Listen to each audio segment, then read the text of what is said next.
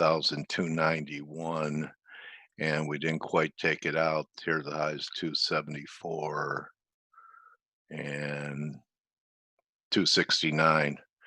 So what I'm thinking is if the dollar stays squishy, which it is right now, it's not really getting creamed, um, that the NASDAQ could rally for a stop hunt above these highs. And I don't think the 4 hour, 2 hour, or 4 hour will confirm it. You never know till you get there, but just something I'm looking at here. And then when it comes to the dollar, last week I was negative Aussie. I still am. And actually, what it's doing here, this is what I'm kind of anticipating. I have some on from 71.90. Is that last week, if you could see this little candle here, the week prior was an inside range week inside the prior week where we made the high at 240. And so the most bearish thing Aussie could do, it's done half of it, is we took out last week's highs by about, I don't know, 10 pips or so. And then if we can take out last week's low, which was 71.09, it's 80 pips from here, you'll have an outside week to the downside. So that's what I'm looking for in Aussie. No, I don't, there's no guarantees it'll happen, but so, we could just keep going. But that's what I'm anticipating and taking a shot wrong over the high, say around 265 on that. All right. And let's see, the Dixie 9250 double bottom here. So are we going to take it out? Um, I'm betting now. I'm betting no. Okay, that we're not going to take it out, and I still think that we're going to get a bear market rally, maybe back to 95 to 95 and a half. Of course, we have to still get back over 94 for that to happen. Moving down to WTI, leave currencies, the rest of currencies for the team. Um, with indexes up, crude is lower. Thought there still might be a chance for crude to make a new high for the move, take out this high, which was confirmed. We'll see. I'm leaving it alone for right now. And metals were lower last night and came roaring back right here. I'm thinking that this is still B wave, still could have more legs. What makes me think that there could be a pop in gold is when you look at the miners on that big down day in gold, they gap lower. Okay. So this gap lower, maybe we're going to work our way back into the gap with some gold strength in Newmont. And here's the ETF, GDX. Maybe work into fill the gap before we have our next wave down. So I wouldn't be pressing the short side of gold right here. Looks like rates are in for a little breather, but I still think what happened last week was significant. So we could correct this. I don't think we're going to go straight down to new lows. I still think that this is actually pretty bullish that we're pulling back because a lot of people say, well, dead cat bounce, that type of stuff, dead cat bounce, and no follow through. So just because we don't get any follow through for a few days, as long as we hold last week's lows, still think 120 is viable in the 10-year rate picture. Maybe we get something like this.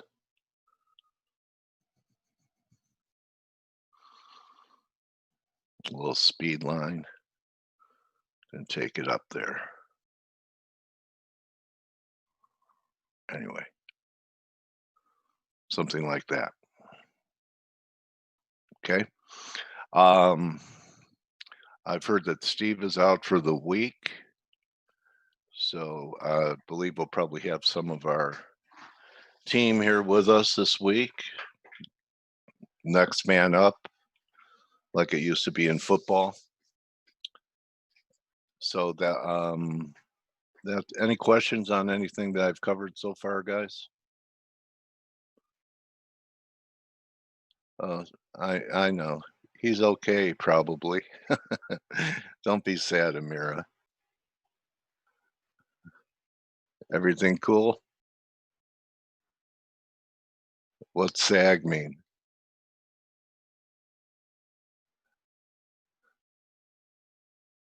Oh, silver?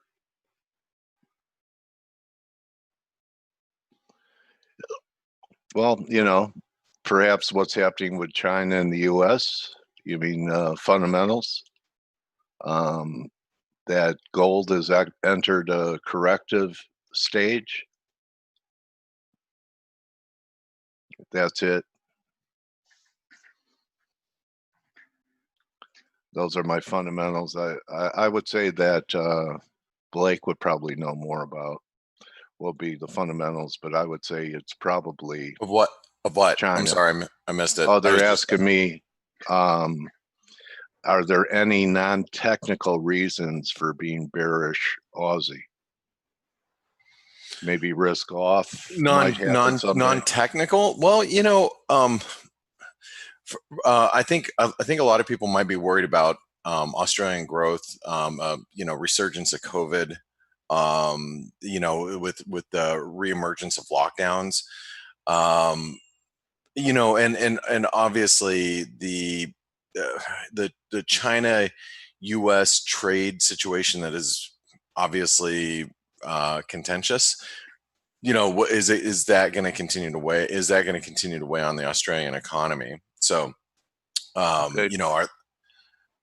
and then obviously you got to think about global growth too. I mean, with global growth markedly slowing down, it's there's going to be less need for Australia's natural resources. So are there any like reasons? I think you could have a good argument, macro argument of being bearish the Aussie here. Technically, though, I mean, it still looks pretty bullish. I mean, we've had a nice V-shaped recovery, but I could also argue that I think it's over. It's like, Or at least due for a correction. what's that? And at least due for a correction.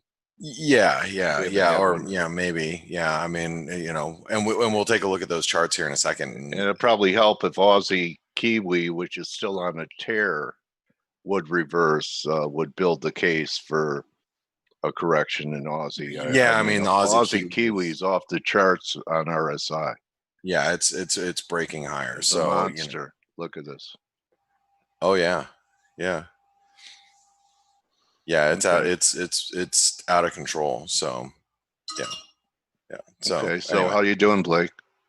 It's Monday. I mean, God was hard. Do you want me to start complaining? Because I can. I mean, it's Okay. Well, I'm just asking you how it's going. Wonderful. Wonderful. Oh no, I don't want to say that. It's too hot here. I'm seriously. The heat's getting to me. I was talking with friends. We have some neighbors that we quarantine COVID with. I mean, we do things, but I mean, we try to lay low, obviously in the current environment. Arizona, COVID cases are leveling off. So we hang out with some friends. When we hang out with them, we'll hang out outside. They have this big swamp cooler that, blows air on you, when you're sitting outside, and they it's great to a certain extent, but when it's hot, you know what I mean? Yeah. But we were sitting out there on, I think it was Saturday night, and having a couple of cocktails, and we got like 3 droplets of rain, and we thought, oh my god, this is the greatest thing. So monsoon's going to start. Yeah, it just never did. So it's nasty. Pretty unusual that hey, are you guys dealing with rolling blackouts over there in California? I know that I talked to my mother in Northern California, and she hadn't gotten them yet. So no, nothing down here in Southern Cal that I'm aware of yet. But this is when they were happening last year. when they had that big fire Yeah. that SD, oh, I forgot which utility company got sued. Actually, some guy I think went to We jail. will. PG&E, yeah. Yeah, yeah. That's when we were over at we were actually in Napa last year at that When that time happened, because we yeah. thought we were going to lose power at our hotel when we were in Napa Valley. And it was a and the funny thing is, I say funny, but the PG&E executives were in Napa the week before. Wine So tasting.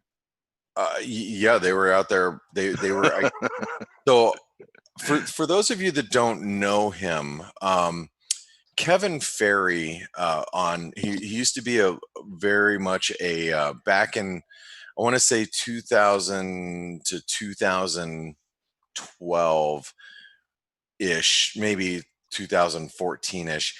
Kevin Ferry was hold on, let me pull up Sounds a picture of familiar. him. So some of you guys might know who he is. Uh, Kevin Ferry, CNBC. You might remember who he is from uh, CNBC years back. So this would be Kevin Ferry, right? Oh yeah, Yeah. So Kevin, you'd always see him on the CME, right? yeah. Doing all the live reports. I've known Kevin for years, and so we brought him in as a special guest to come speak to our traders in Dallas. That's not him. That would this would be him. That'd be him. We had him come speak to us for a bunch of traders, like 20 of us, 25 of us back in Dallas. Like I want to say it was about 2010, roughly. And and I've known him since then, and we've stayed in contact. But whenever I go to Napa now, he actually is semi-retired. He's yeah, semi-retired, I call it.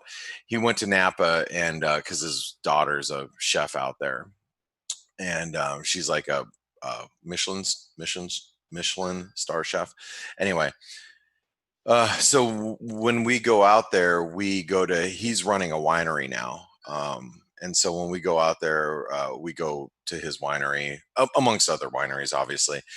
But he takes care of us up there. And this whole power outage thing was happening last year in California. And, you know, he was telling me how the PG&E executives were just there, like after, just before they shut down all the power, they were out there, or just after they shut down the power, and yeah, they're out there just partying away, probably on the taxpayers' money. Who knows? Anyway, that's I'm sure you're excited to hear about that, huh, Dale? Yeah. Well, yeah, last year it was normal.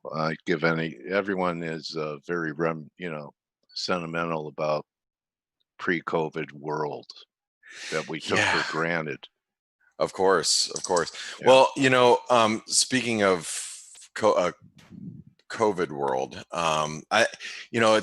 we're in August. It's mid-August. The markets are still really quiet, especially FX, and I think a lot of that's due to the lack of volatility. And people are, you know, even though it's COVID and there's a lot of people at home, I think a lot of people are just ejecting themselves from the computer and taking some time off, and so volatility is pretty benign, but that doesn't mean there's not going to be some setups. So there's setups in currencies, and I think there's some good ones. The dollar's been a bit range bound all month.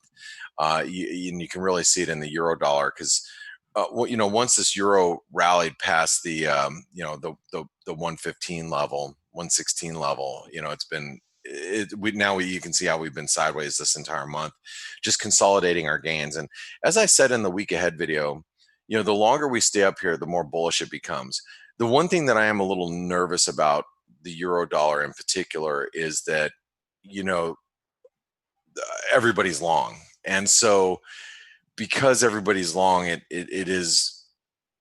it doesn't mean that it can't go higher. I think just positioning's a little stretched. And that always makes me nervous about the likelihood of a continuation.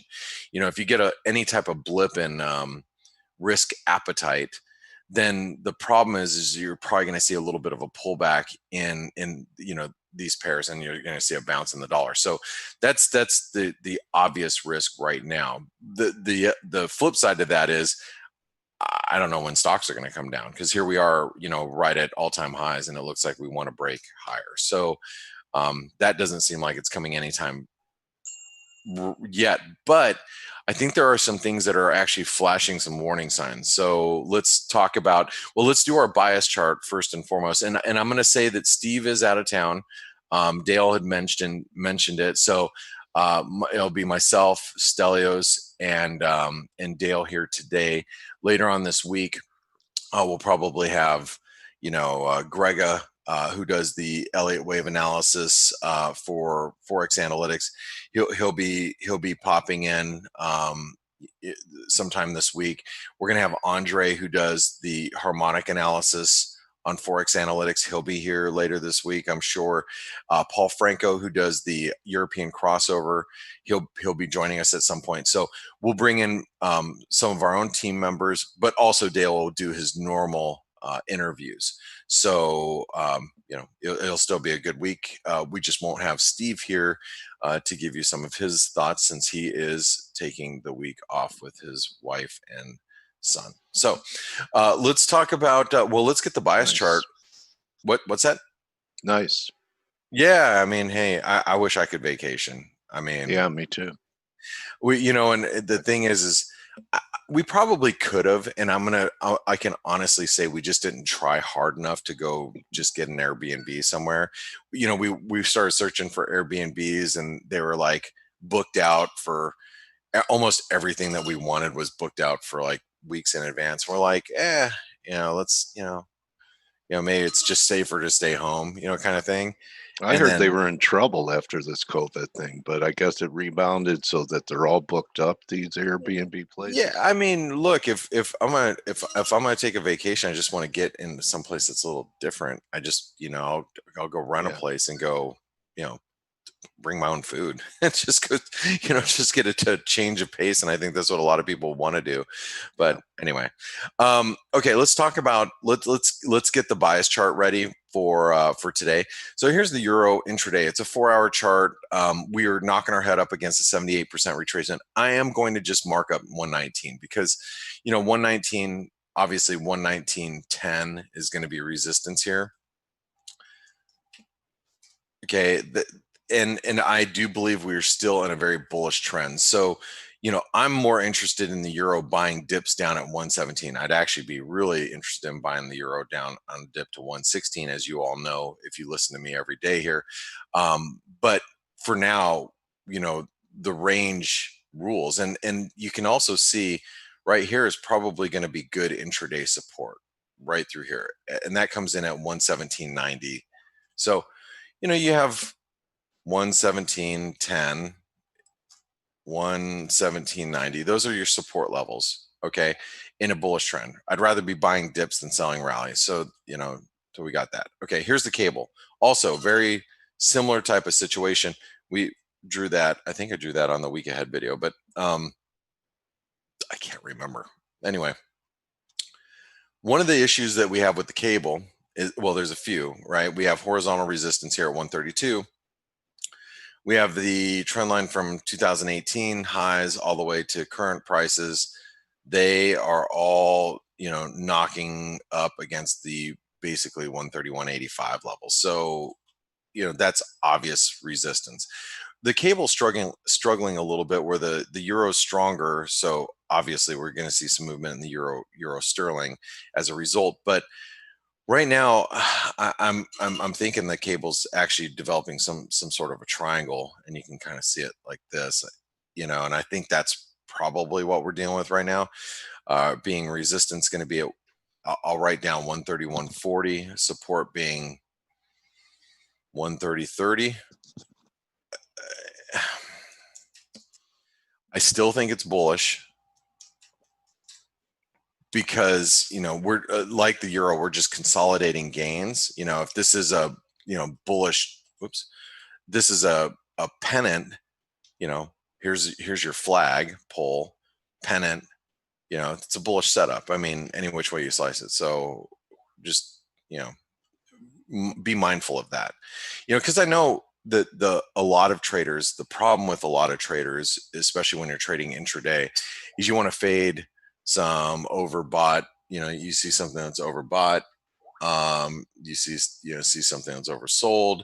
You want to you want to fade it. That's natural, but be mindful of these trends that have really started to mature and still show some dollar weakness overall. Okay, now the Aussie and the Kiwi are a little bit different, and I'm going to talk about those here right now.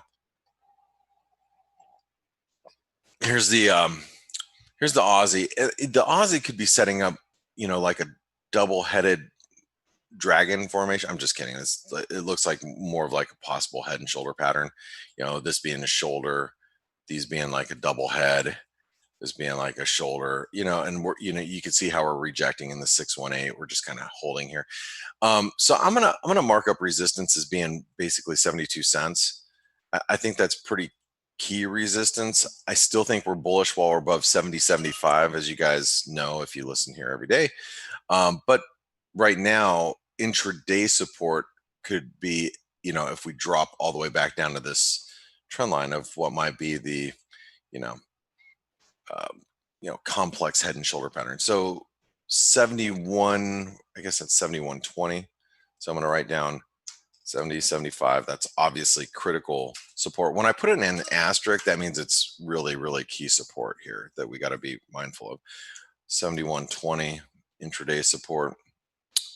Kiwi looks like crap, and every day last week, and if you guys recall, instead of putting this as bullish, I've been putting it as range. Why? Because we've been talking about how the Kiwi is really underperformed like the Aussie. Problem with the Kiwi right now is if you've been shorting it, since like last week, first of all, it's a frustrating trade, but B, it's kind of grinded lower. Okay. But what we are at is this multi-year trend line that we broke, which is 2014 to present day. We're back testing it. Now that's important because if you're short, you got to be real careful that we're here at this like 65 cent level, which I think is going to be, obviously really key. This is pretty key support. But what's more important is if we break through that support. If we break through that support, we might see 64 cents quickly. All right. Now, resistance on any move higher now, you look at these spike lows over here, and that comes in around 65. Well, I know 66 cents is going to be a big deal, but now any move back up to like 65, 75, I think is going to find sellers if we do see it. Oops, 65, 75. Okay, I'm going to keep it on range. Dollar Canadian. The dollar Canadian, we had a couple of false breakdowns the last week. So, Friday we had another false breakdown. Let me move this over a little bit. So, we tried to break down on Thursday. Friday we had a little false breakdown. The weekly is still, kind of broken here, but we had the false breakdown a couple of weeks back. But any which way you slice it, the dollar Canadian cannot turn really bullish until we get past this channel resistance. But you can see how we're in this downsloping channel. And we hit the 127% extension of this last move here. And so any bounce back towards really, wait, hold on. Trump says China made largest order of corn last week. All right. It's not moving the markets, but I just, I see people are, some people that we follow are just kind of, our bank analysts are noting it. Nothing big though. Dollar Canadian. Okay, so currently you can see this bounce here. We're rejecting the 38% retracement previous support, current resistance. That comes in at 132.65. So that's intraday. resistance. Support, I mean, you know, dips to 132 are probably going to be pretty well supported today if we get down there. So, and as you guys know, I've even though we're in a, I've kept it neutral just because we are at really, big supports here. And really, if you look at like what the Aussie's done over the last month or two, and the Kiwis done over the last month or two, how they've rallied substantially. You see here's the Kiwi ripping, here's the Aussie ripping, here's the Canadian. It's just, I mean, it's fallen, but it hasn't fallen too far. So, it's definitely divergent from a commodity currency standpoint against other commodity currencies. So I've kept it range, but really, you go from bearish to range quite frequently here. I'm just going to leave it on range. Just be careful with the Canadian. Swissy. Let's go over to the Swissy. Hey, Stelios, do we have any data coming out today? And good morning, by the way, if you're here. Good morning. We have Empire State Manufacturing. Is that coming out in 4 minutes? In 3 minutes, yeah. Okay, yeah, okay, thanks.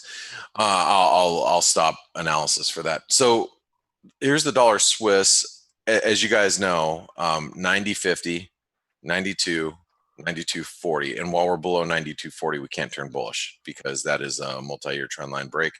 So I'll write down those numbers because they haven't changed, and I can't remember when's the last time we've changed those. 92. 92.40 and in a bearish trend. But let's also pay attention with the Swissy. We're near some support here, and you can see it, finding buyers down here. So just be a little careful with that. You're near the range bottom. I mean, if you really wanted to get long the dollar Swiss, you go, okay, well, I'm getting long here at 90.80, putting my stop below 90.40, and I'm risking 40 pips to make, 60 or 80 pips. I mean, the risk rewards gets, more favorable down at these levels. I'll do the Norwegian krona really quick because there's really no change. 881 and resistance is 9 because that's the multi-year, or not multi-year, big trend line. Okay, we're still bearish while we're below it, so I'll just do that really quick since I saw it. 881, it's 161% extension. And then, so Empire State Manufacturing, Stelios, what do we got here? Well, I mean, it's not going to move the markets either way, but we're expecting a small drop from last month to 15, and this is all in line with a recovery from the last 2 or 3 months of disaster. So that's what we're expecting. But really, as I said, I don't think it's going to move the needle much unless it's a huge beat or a huge miss. Yeah. And, I hope you fix your aircon, man. Is it okay? What? Your aircon, is it? Oh, yeah, it's the air conditioning. So you guys might have, I don't know if I mentioned it here.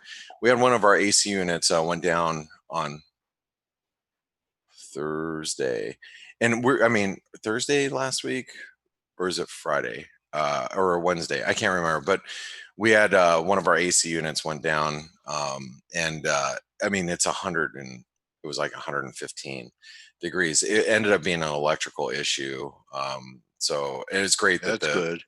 Yeah, I mean, because whenever you have your air conditioning go out here, your problems could range from a couple $100 problem to a $8,000 problem. I mean, because if I have to replace the whole unit and the whole unit and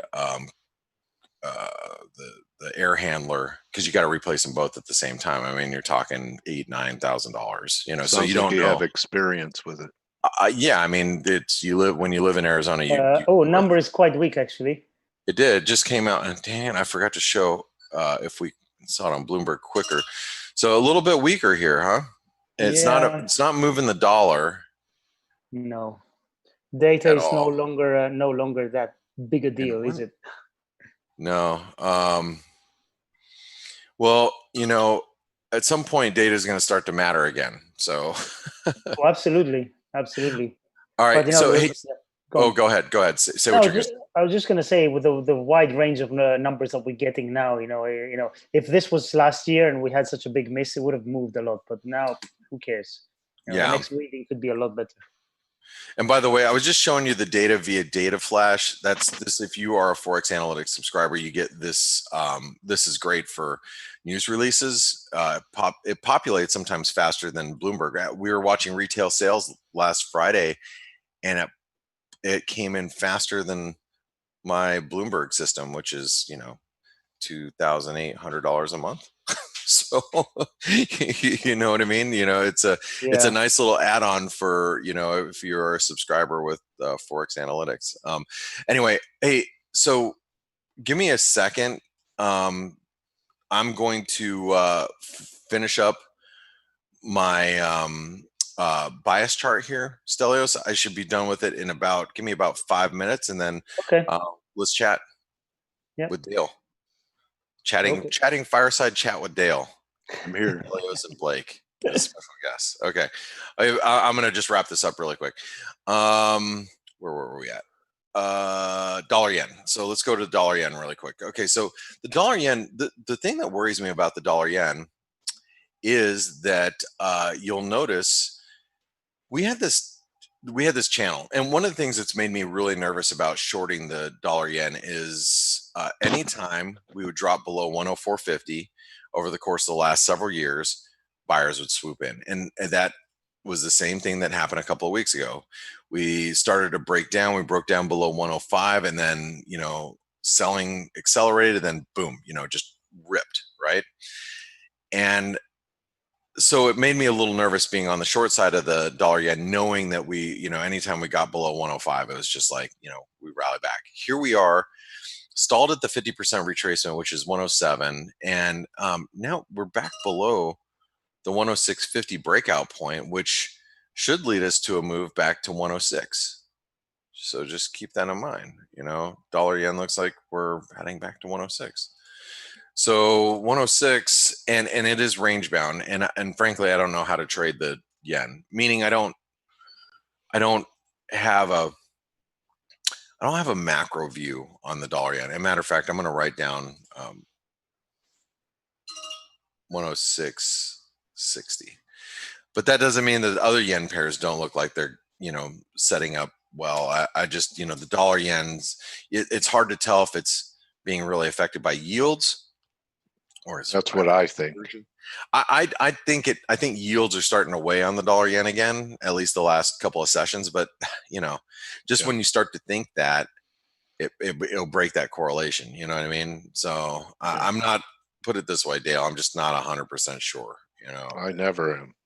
Well, I'm never. You know what I mean. I'm just not like super confident about it. Yeah. All right. So correlations are.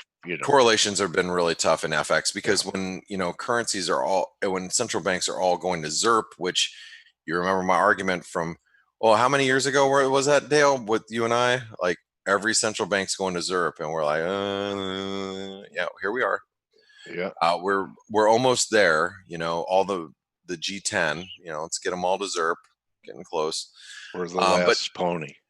But when there's no moves in rates, and because of COVID, you're like, well, when are rates going to move up again? 2-5 years from now? Who knows? And now currencies don't correlate all that well, because when all rates are the same place, they're always changing the game. Always, Dale. When have they kept the game the same in your experience over the years? Right. As soon as you think you have it. That's right. Okay. Sorry, I didn't mean to yawn on you guys. 92.50 is going to be support. 94. You guys know this is the same numbers we've been writing down forever. But intraday, we might have some support here on 92.78, which is 78% retracement. So I'll write that down. 92.50, 92.78 intraday, and then 94. And we are in a bearish. Whoops. We are in a bearish trend. With the dollar index still.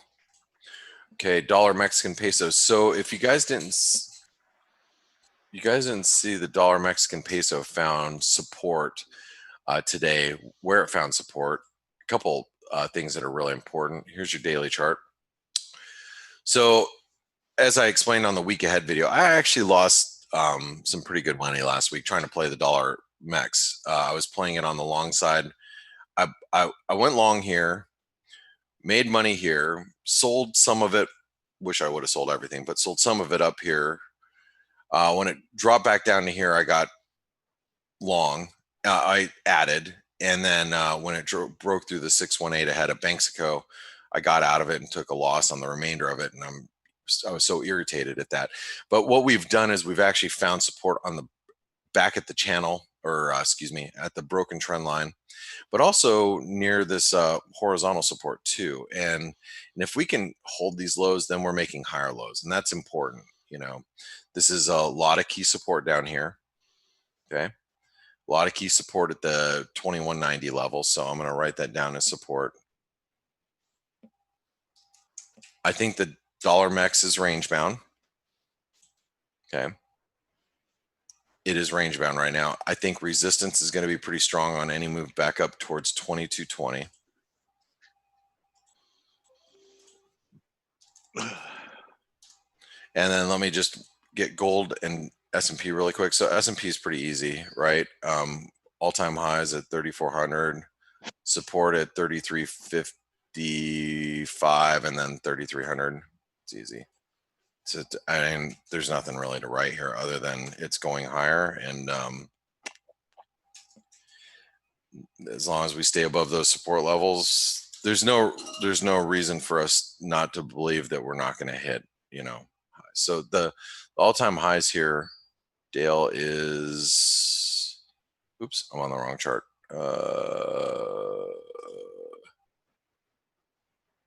3398. I mean, 4,000. Okay. Gold. Look at us hitting highs again. I mean, Dale, how do you feel about gold here other than it's going up? I mean, how many people right now are trying to short gold? I mean, A lot of people. everybody, Probably. right? Yeah. Everybody. Yeah. You know, false breakout, blah, blah, blah. Then can't go any higher. It's a piece, it's doggy do, whatever. You know, obviously you saw Warren Buffett went long, right? Yeah. Went long. Was it Did he GLD or the GLD or the When? miners? I can't remember, but yeah, When? He went long Barrick. there you go, Really? very cold, yeah. Yeah. And remember, Really? he's been saying all the stuff about gold being a pet rock, and really, that says a lot, I think. It's unusual for him. He used to, you know, be a detractor of gold. So that's a big switch for him. That is big. Okay. You guys might remember from last week, I was saying 1900 is going to be support, 2000 is going to be resistance. I still think that we are going to find resistance up here. I believe that the gold is actually consolidating these gains. So the gains that you see here, we're going to eventually break higher, but we're going to end up probably in a couple week consolidation, I would assume. If I had to guess, gold's going to be doing this, something like this, right? Joe is saying the gold's 0.5% of his portfolio. Apple is 44% of his portfolio. Wow. One stock, almost half. That's nuts. Okay. So him and the S&B and him probably own like half of Apple. Anyway, that's crazy, huh? So there's your bias chart. I'm going to leave it up there for a second for those of you guys that want to take a screenshot. So Stelios, how you doing? How's your weekend? I heard you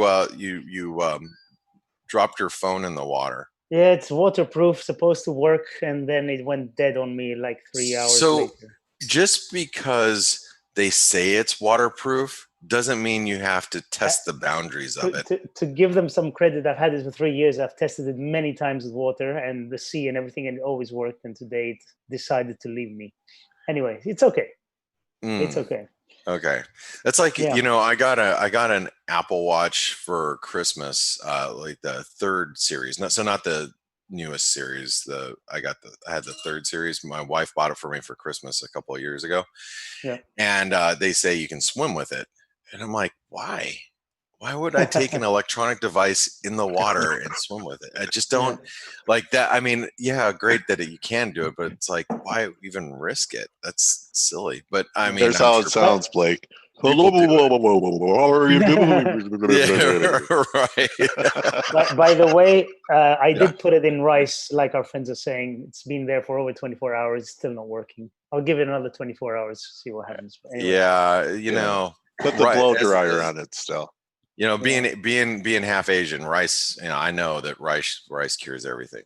No, I have actually put I've had a watch. I remember I got thrown into the pool, and one of my watches, the crown was undone, and it got wet, and I threw it in with some rice, and it kept it from rusting. So it's not good stuff. So, so Stelios, other than your phone faux pas, what else is going on? What are you seeing that's moving right now? I mean, precious metals continue to rally. Stocks continue their, you know, relentless grind higher. It seems like currencies are going sideways. Yeah. What are you seeing here? Well, at the moment, it's only precious metals, and our friend here, DJ, is saying I've taped over the sell button in gold. I only go long. I agree with that, and I'm still long some silver, but it's only a quarter of my position, and I'm actually hoping for a dip to get longer again. But yeah, I mean, like you said, everybody wants to short gold and silver, and I read it on Twitter and everywhere.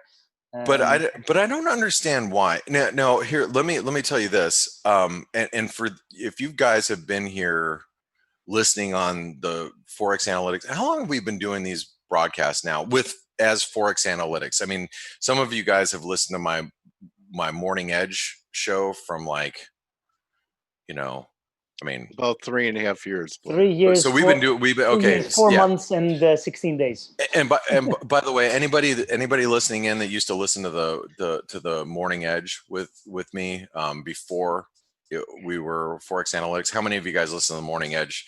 And because I used to broadcast that for like years and years and years. Oh, I thought that was a shaving show. Mark, remember Mark, Ziggy, Gary, Alex, no, not Alex, Sanse, Forex Gal remembers the Morning Edge. Yeah, I mean, the Morning Edge, I did that for so many years, but I couldn't remember. But I guess it was about 2 years ago. It was about 2.5 years ago. I went long, or I went and bought physical silver and gold. Right?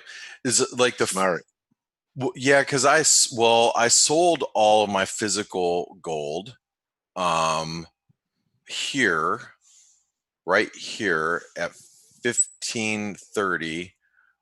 And some of you that are listening in, the reason why I said Charles remembers, Sanse said, I remember when you sold it.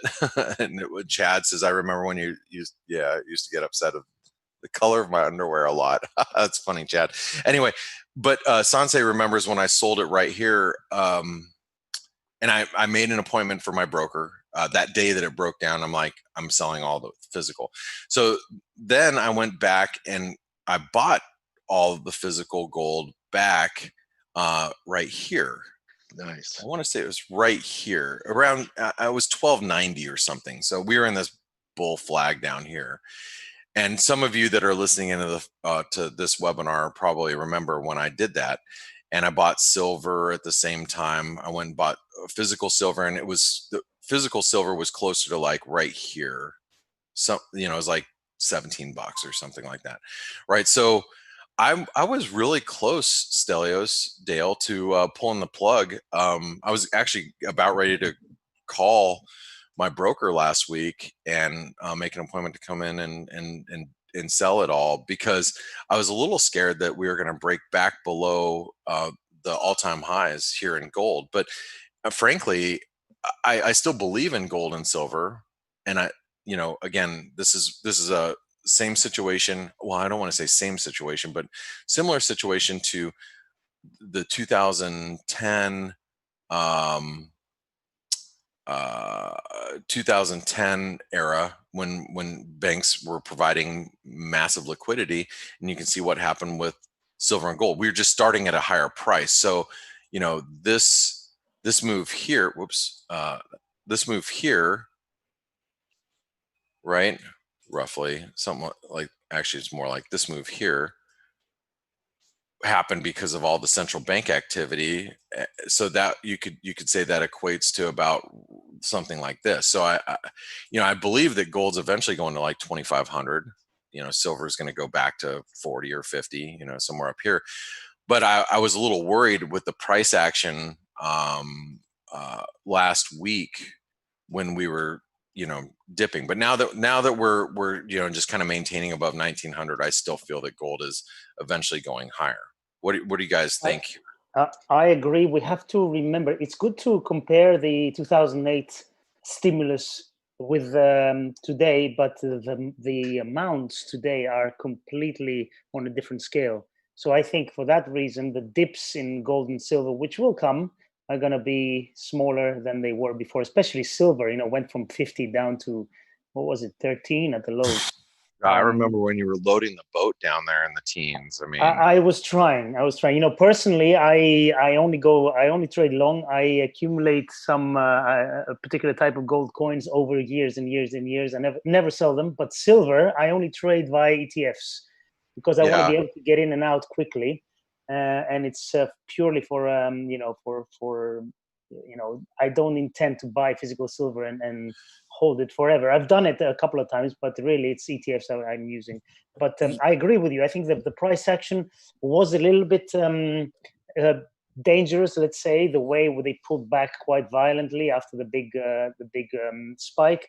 But now they're consolidating. Silver in particular is consolidating above the 26, 27. It's a big zone there. And as long as it's above there, I think it's still quite bullish. As I said before, I still have a little bit of a position on long, but I'm hoping for a big push towards like 21. There I'm going to get a lot longer. If I miss it, I missed it. Yeah, and DJ said it correctly, and this has been my argument for a long time. That's why I bought it a couple of years ago. It says people are looking for alternatives to store value in a world where fiat is becoming worthless. Yes, and where inflation could at some point become an issue, and because that means real assets are going to go higher. Whether and you're seeing it in I don't know where you guys live, but our real estate is off the charts here, and we have some really high unemployment where I live. I mean, it's crazy, and we've got this record heat. I don't understand why people are even buying stuff here, but between cars and gold and assets like properties and that's in my opinion showing a little bit inflationary. So yeah, people are looking for places to store value other than in currencies. I agree with that. But the reason why I originally bought gold and silver is because I thought we were walking head first into an eventual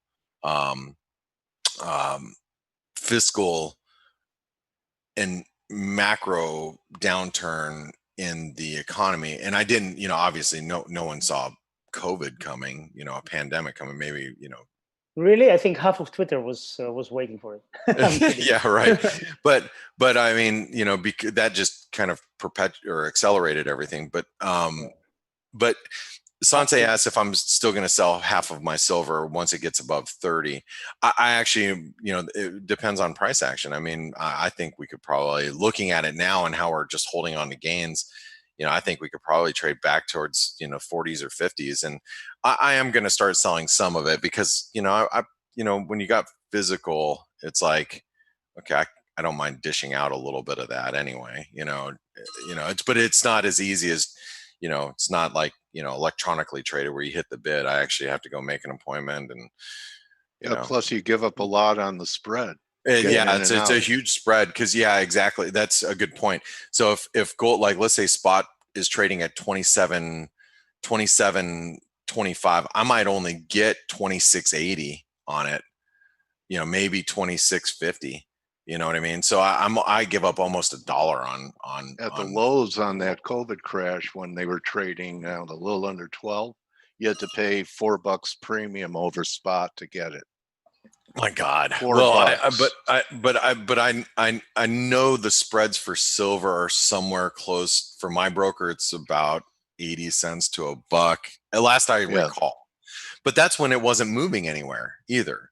You know, and that's when we were at 13. So or 16. So now that you're in, you're in the mid 20s. I mean, maybe the spread's $2 now, and like I said, I haven't checked. Well, it's they not were something- claiming inventories were low, yeah. physical. Yeah. Yeah. I So- agree, Blake. I agree with you regarding real assets. I think people are writing here comments about UK properties. I used to live in the UK for many years. I think property levels are ridiculous there.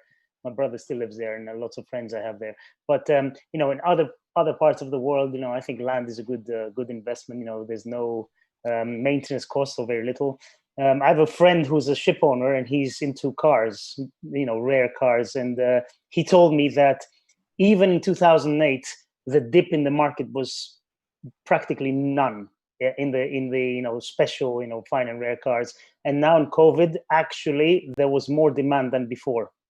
So because people just want to get something which is real, which is rare, and that can actually be sold afterwards.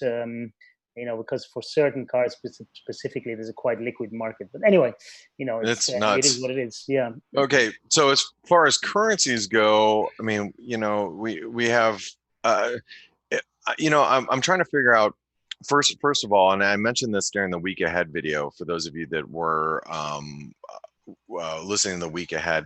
We do have at the end of the month we have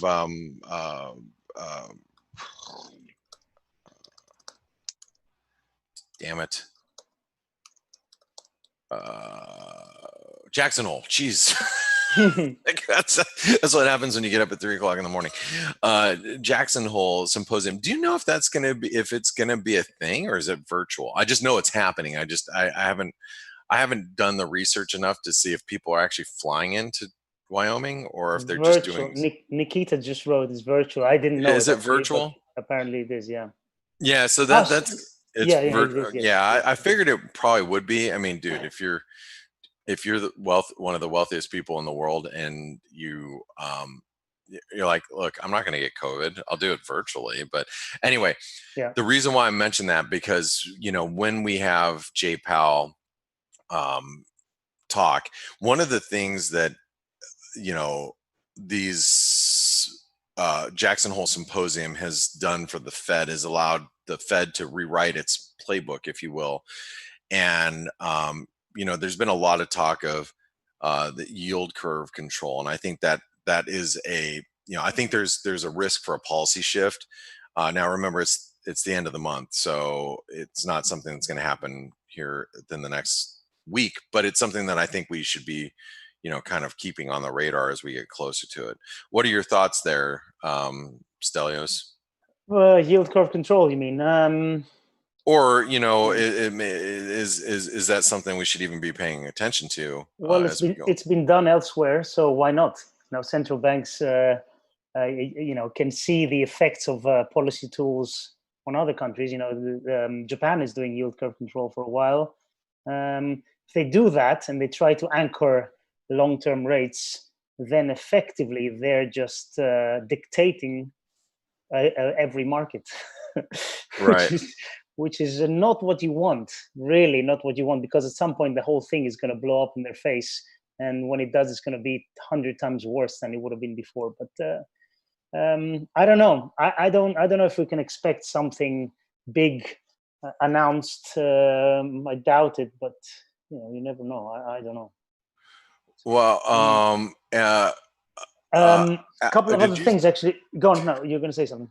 No, I was going to say, did you see the AMLO, the Mexican president? He just Labrador. I don't want to go his whole name because I'll mutilate it.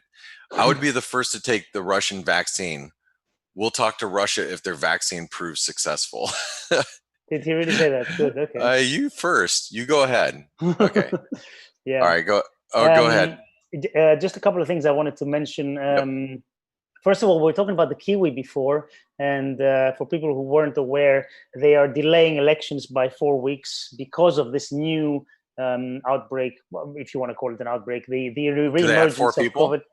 Yeah, they have a few, but it's re-emerging. So Ardern is postponing it, even though I don't think it's going to make any difference, because apparently last poll she was well above 50%. Really, really in the lead. So I don't think she's in any danger of losing. Famous last words, I know. But that was on the New Zealand side. Then we had in the US, there's this whole talk about the postal service and how votes sent in by post can be manipulated. Well, that's what Trump has been saying. And there's this whole issue about the some House members are trying to draft legislation, urgent legislation to help basically the postal service.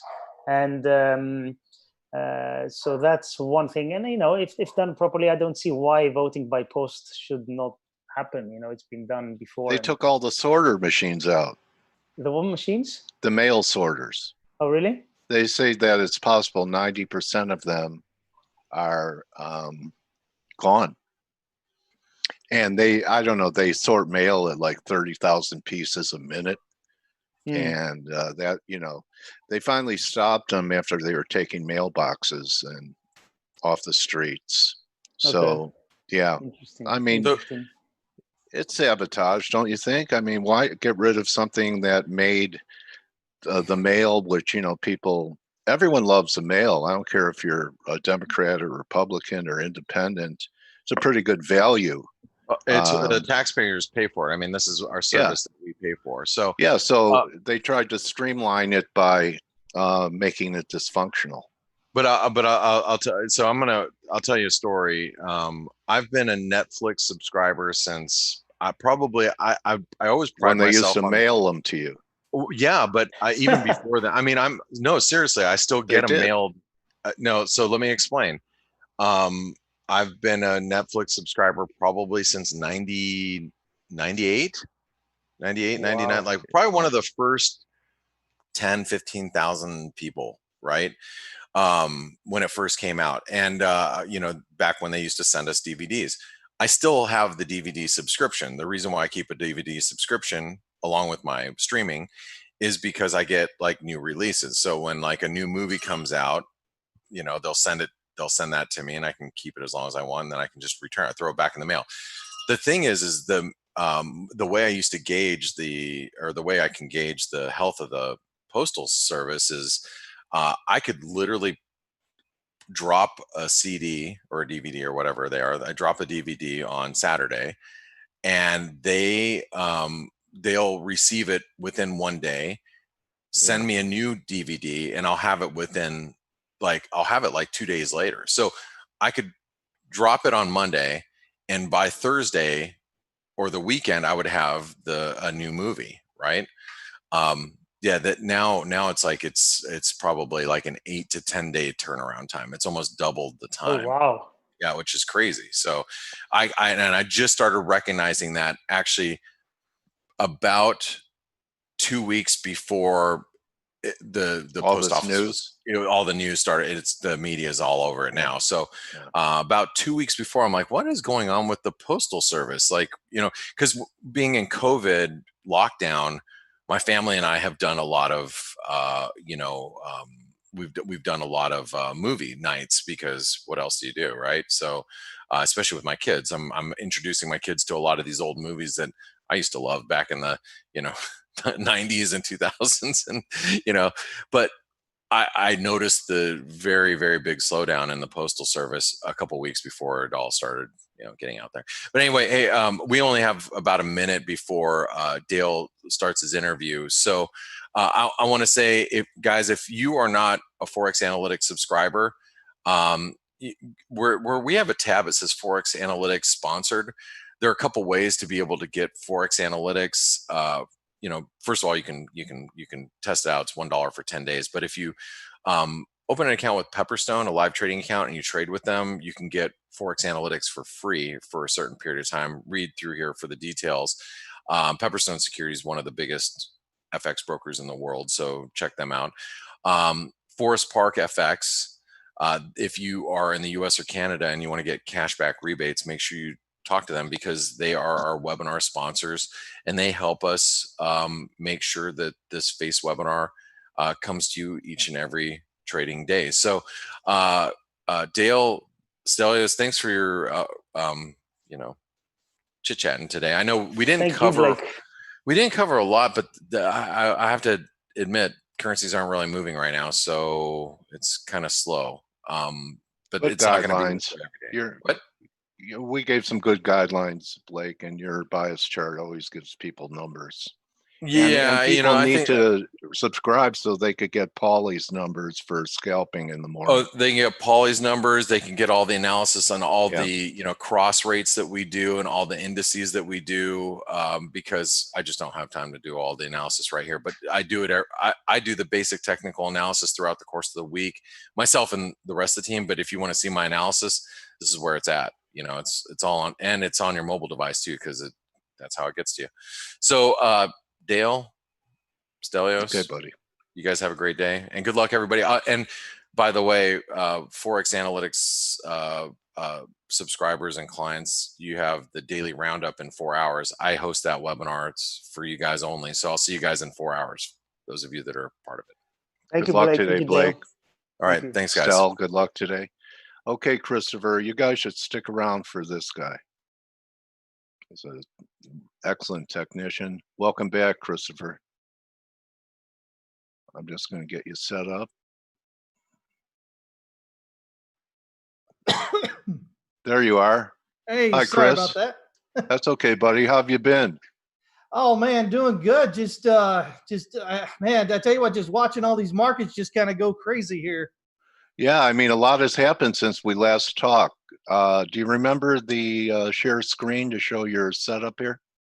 Yeah. Let me get over here. Where we at? Sorry about that. Let me That's see. okay.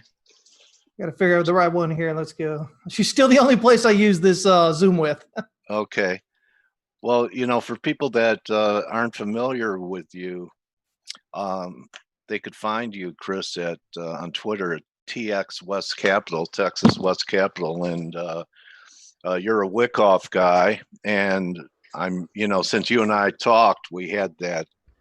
It hasn't been a great period for people bearish anything. We had the huge run in silver and gold, but sure, let's start off with VIX and what you're seeing here. I know that despite the market going to new all-time highs, we still haven't filled that gap at 18. So take it away and tell us what you're seeing here.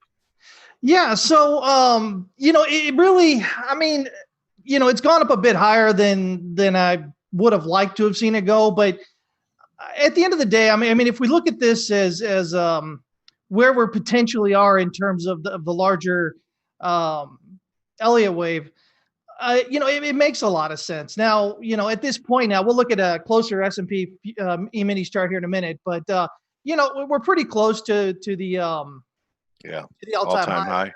Yeah. And so, it's kind of hard to believe that it won't go up over it, but crazier things have happened. Even if it is, I mean, basically all that does with the count here is make this expanded flat here as a 4. So you've got an A and a B and a C. That gives you a 5 right here, which shouldn't go a whole lot higher than the all-time high. Maybe that works as a, so something everybody's like, oh yeah, look, it's definitely bullish, and then we're going to new. Everybody thinks that all the markets right now are going up. Everybody thinks gold's going to continue up. Everybody thinks silver, stock market.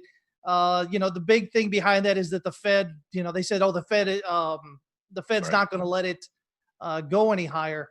Go any lower. But, at the end of the day, the Fed really doesn't do anything other than, try to get the market to believe what it says so that the market does what it needs it to do. So, Yeah, and with they were that in pretty mind- effective. They were pretty effective during COVID, especially when they said they were going to come in and buy corporate bonds.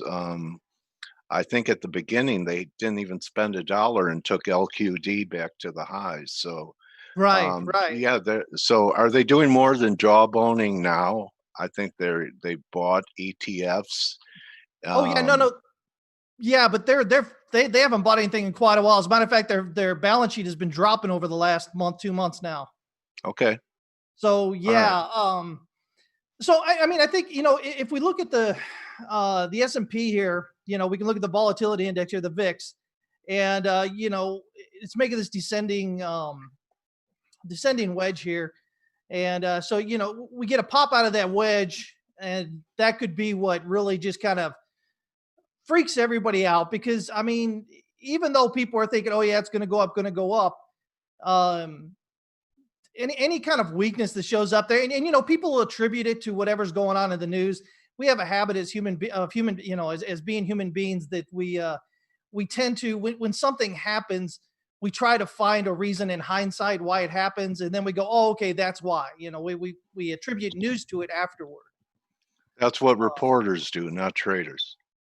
Do what? That's what reporters do, not traders. Reporters tell us what happened after the fact.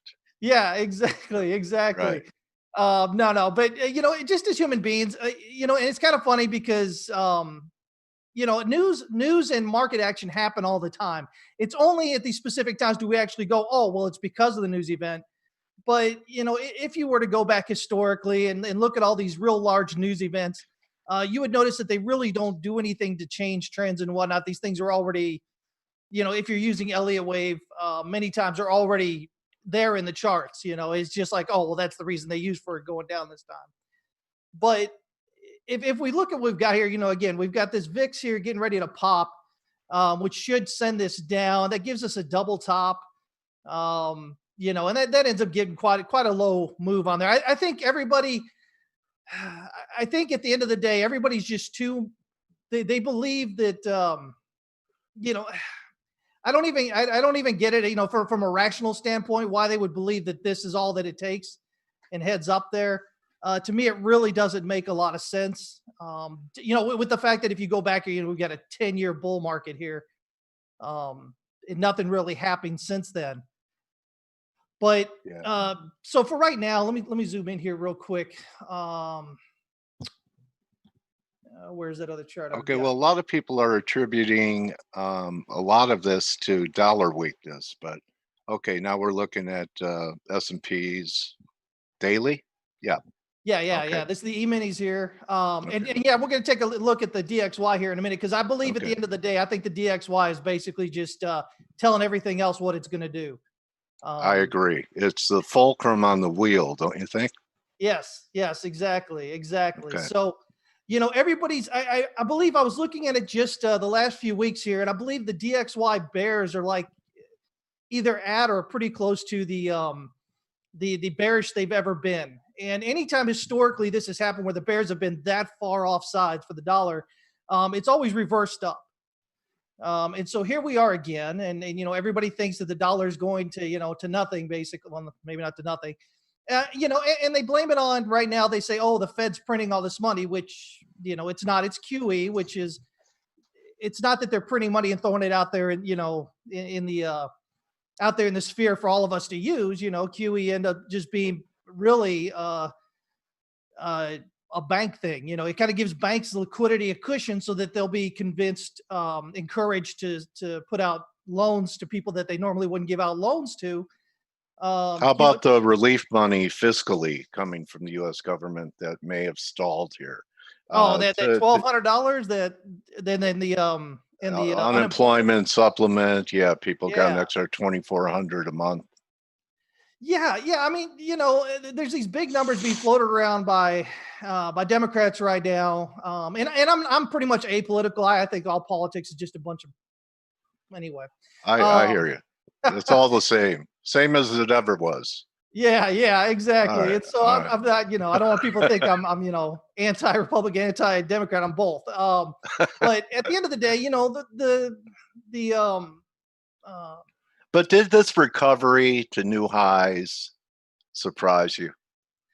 I can't say that it's surprised. I'm rarely ever surprised. It's gone up higher than I thought it would, but never Okay. higher than I thought was possible. Even when we were down here Okay. at the bottom, uh, you know, I had suggested that, you know, we had our levels we were watching. I said, but you know, realistically, it could likely go way up here. I wouldn't be surprised, you know, and fill in this gap up here. Yeah. Um, Okay. so I don't think it surprised us. And wow, I couldn't see that coming. It's more of a, well, you know, it's kind of like it let me down. Yeah, I kind of You thought know, we'd have that you could sell a fib retracement of the crash and make money. Which, if you yeah, did that, you lost money at every fib level. yeah, and I think one of the big problems, unfortunately, for most people that are in the markets, they look at these bigger pictures and they think that if you've got a particular view, you know, a longer term view, or if they happen to have one, then they think, well, you know what, I can't make money any other time. So if I'm talking about, for instance, the idea that you know, that we're going to roll over here and head on down to lower lows, a lot of times newer traders happen to think, well, you know, they can't go long in here. And Right. that's, and unfortunately that's the wrong way to look at it. There's always opportunity, you know, whether the market's going up or down. Just having a larger outlook, just, you know, it just gives you somewhere to look for, you know, to be careful in certain areas. Okay. All right. So you think we're, what do we need? One more print high to complete up here? Because I was kind of thinking that we would take the double top out in NASDAQ 100 and that would be it. And that it would probably happen this week. So S&Ps, do you think 5 is in and 2 is complete?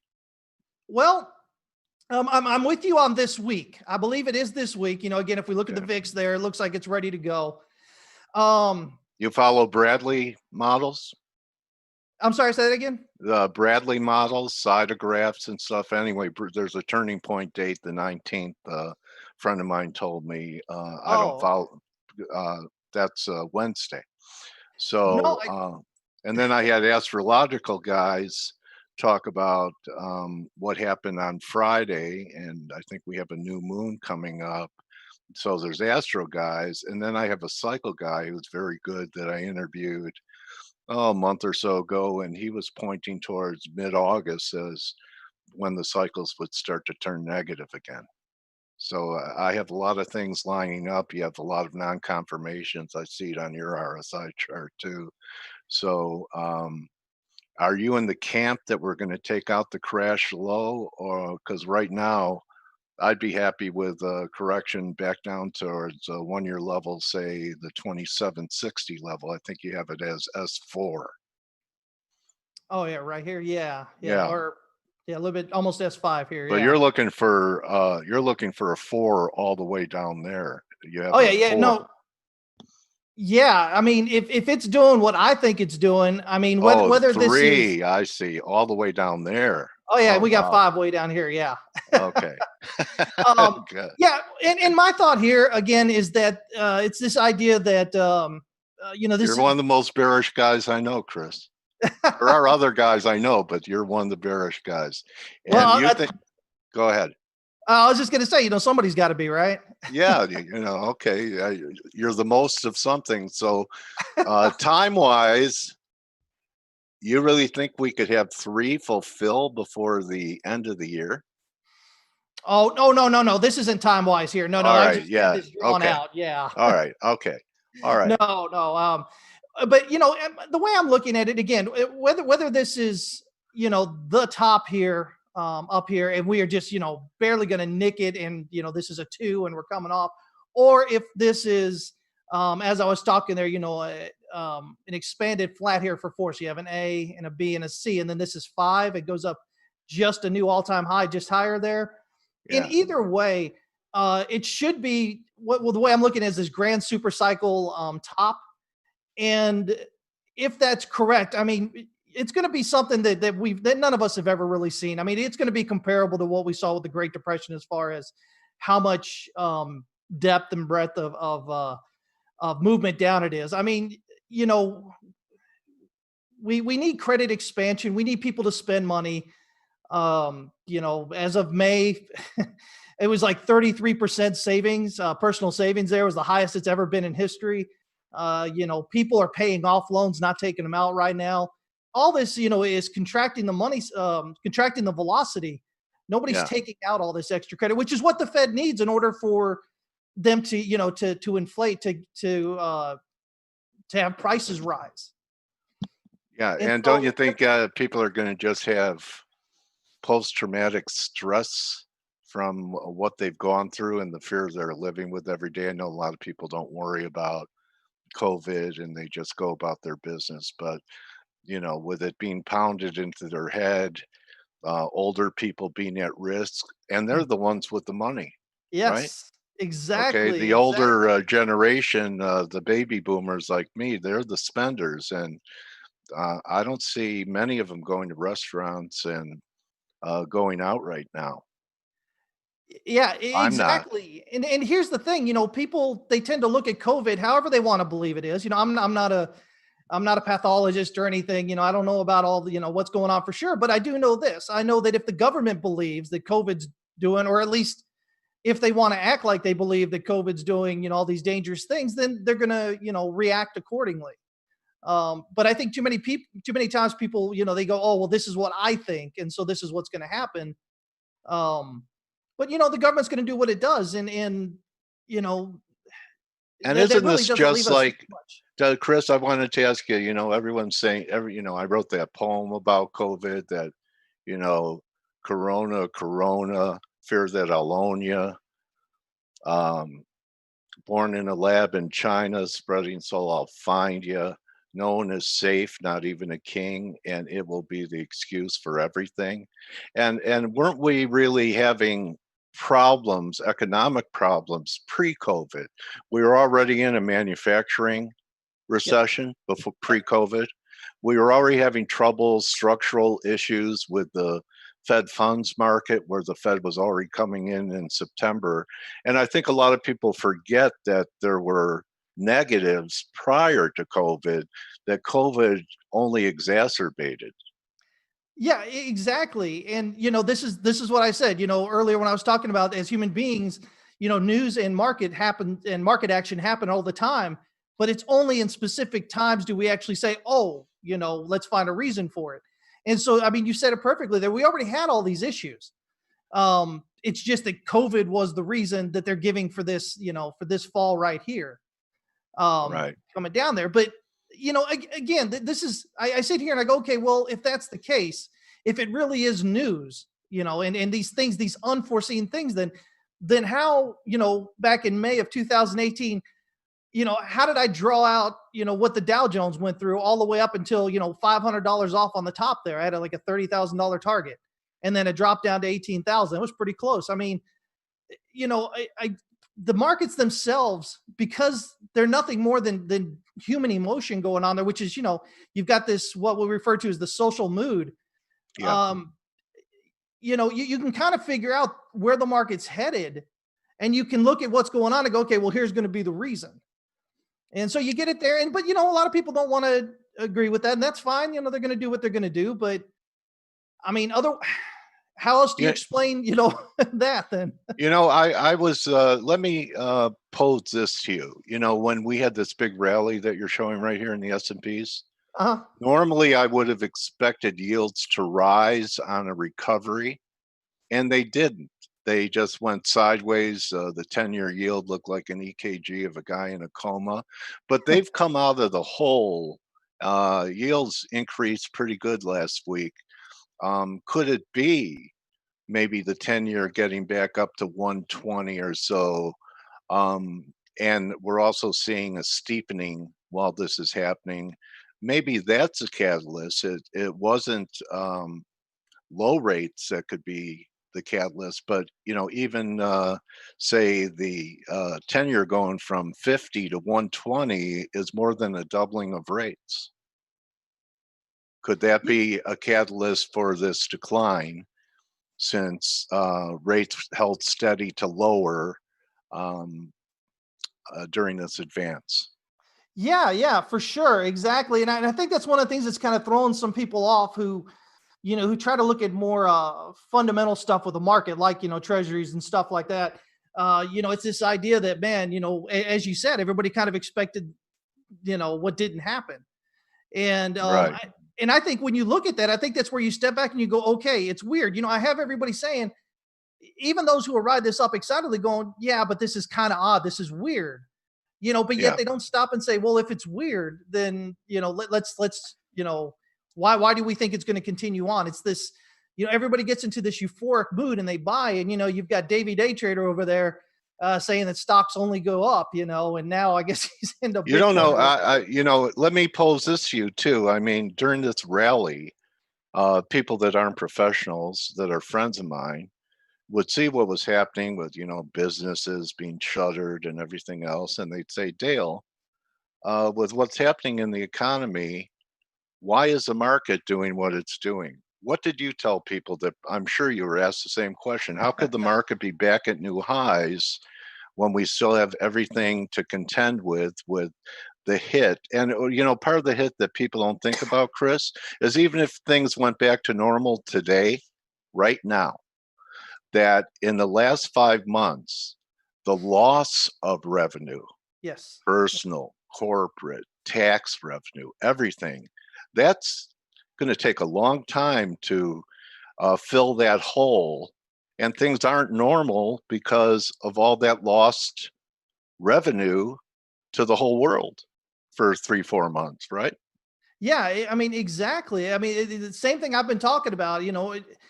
Even if it goes up, I mean, you've still got to.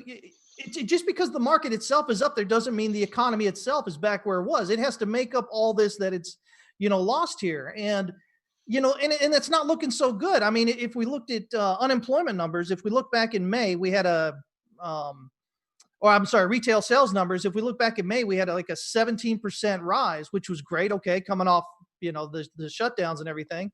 Right. And then we get into June, and back in June it was only a little bit over 7%. That got revised this last month to 8.4%, something like that.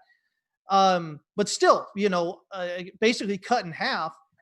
And then we get July's, and we were expecting 2%, and we got 1.2. And I mean, so Yeah. you see retail spending falling off a cliff again. And so even though it's rising just a bit, nowhere near where it was expected, well off of what it's been doing, the last 2 months before that. And so you look and you go, okay, well, if spending's down so much, then why do we expect the economy to, to continue to get better? Again, in order for the economy to do it, you need velocity. You need people out there, expanding credit, getting more credit. You need them spending money, and we're not getting that.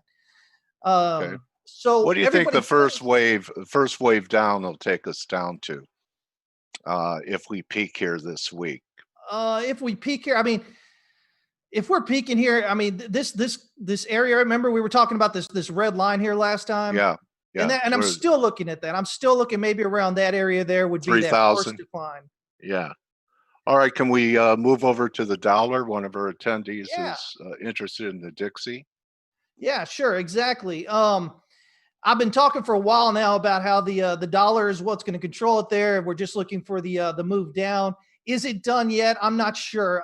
It's possible it's done. It's also possible this is a wave 4 making a triangle. In which case, then we'd have a wave 5 coming down.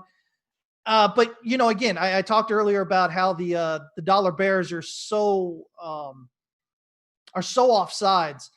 That I think that if it does drop down for a 5th wave, it's not going to be anything that's going to take very long at all. I think it's going to be a pretty quick move down and back up.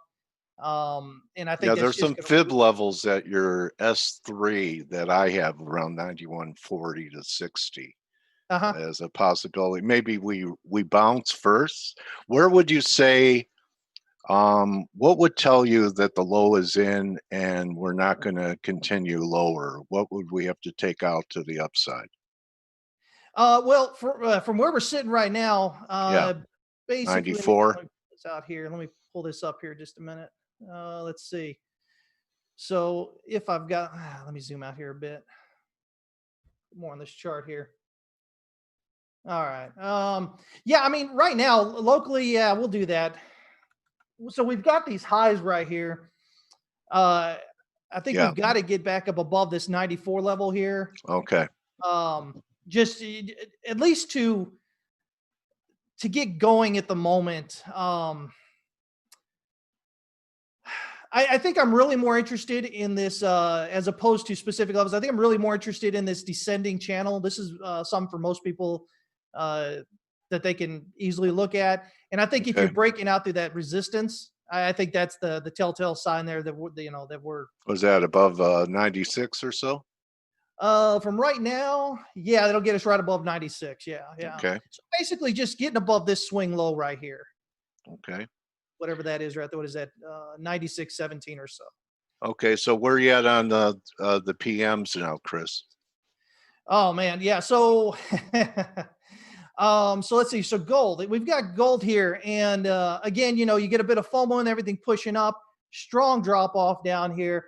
I believe we're doing a wave 4 right now with the wave 5 to come here on the first, sub wave 5, the first wave down. I think we're at the top. Now there is the possibility that this could be a 4 and we could still have a 5 heading up maybe to 2,300. Okay. Right now it doesn't look like it. So we'll continue to watch. It's, right now it's still basically in 3 heading up here. I'm looking for a Okay. reversal probably around this 1984 area. Okay. So if we can get that and then a drop down for 5 there, and then, we'll have another bounce up for 1 and then head on back down for 2. But for me, we've got to get below this over here, this swing low here at about, what is this here? 1700, Yeah, 1680. it looks like right about 1700. Let me see. Yeah, Yeah. about 1700. Okay. Because I've got a triangle there as the X there with that E. So if we can get below that, to me, that kind of says, tops in. But I believe right now.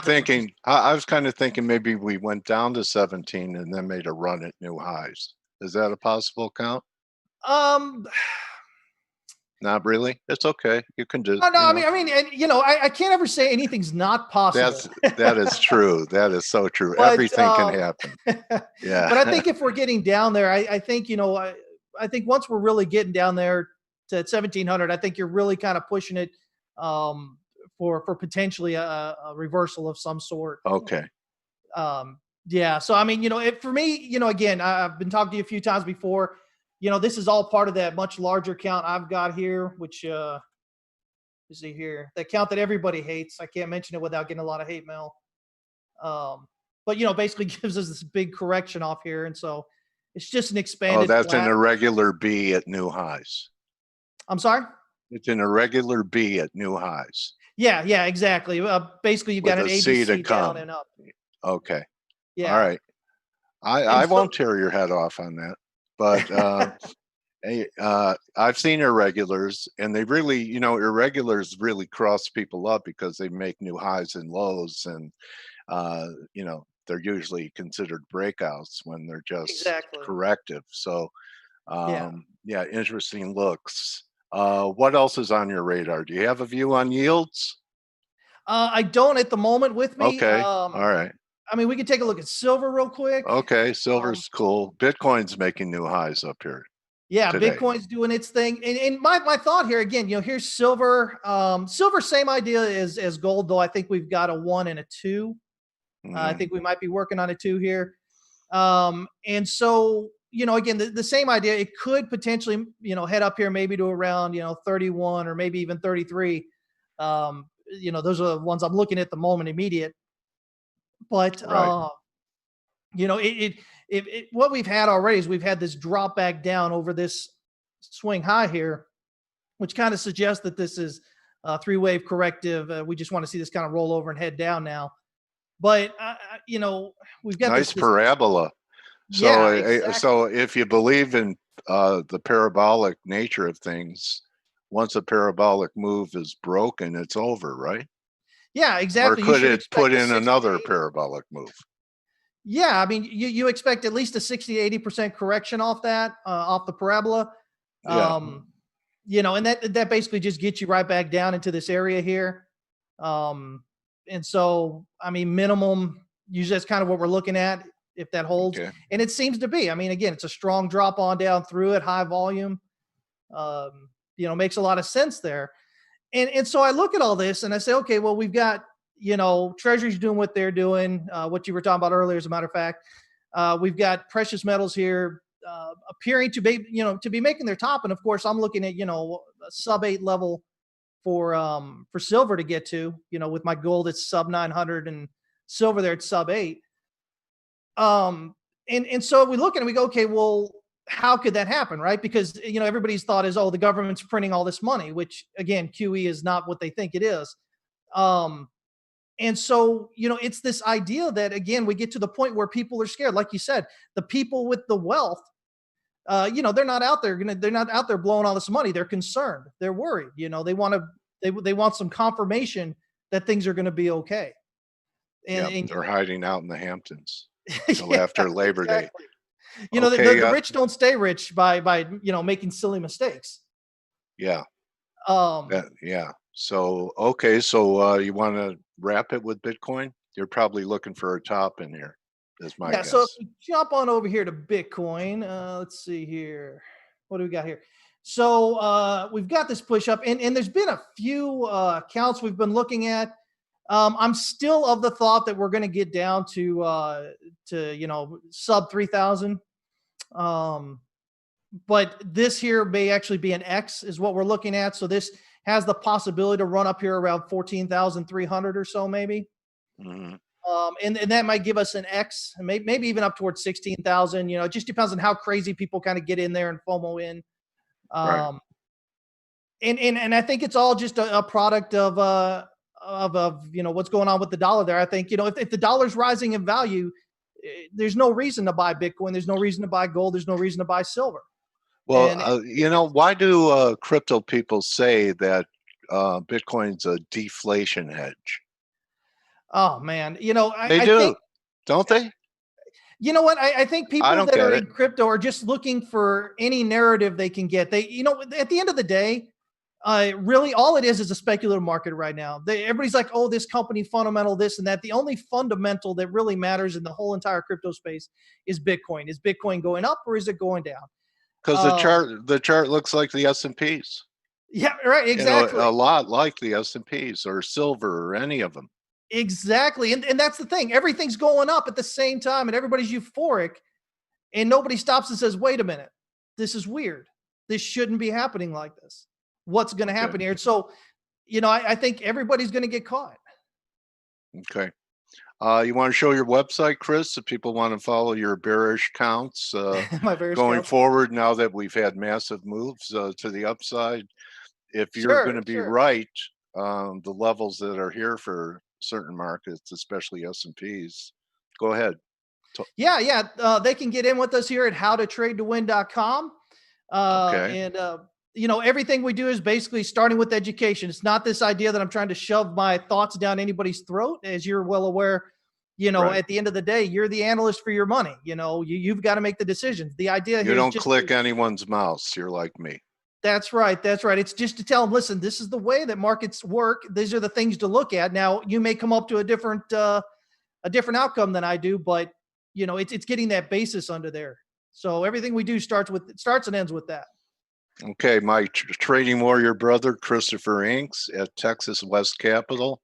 Thank you so much, buddy. Why don't we get back together, after the election and see how things are looking. Fantastic. I'd love to talk with you. See if gravity still works. That's right. That's right. All right, buddy. So I hope you and your loved ones remain untouched. I know you're in Texas. They've been having a pretty rough COVID problem. And thank you for sharing your views with us today, Chris. Thanks so much, Dale. I appreciate you. All right, buddy. All right, everyone, that's a wrap. We'll see you tomorrow for Turnaround Tuesday. Don't just count your pips, count your blessings. See everyone tomorrow. Adios. You're welcome, Monica, DJ. See you guys. See you, Chris. Take care.